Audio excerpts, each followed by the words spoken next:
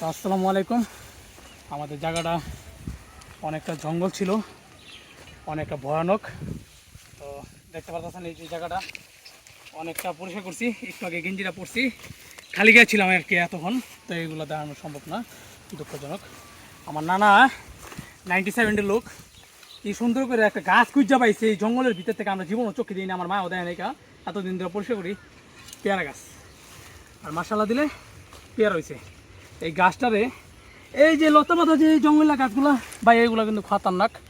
এটার পেঁচাইতে পেঁচাইতে পেঁচাইতে পেঁচাইতে এই যে কাঠ কিন্তু হয়ে গেছে। তো আলহামদুলিল্লাহ আমরা অনেকটা পরিষ্কার করছি।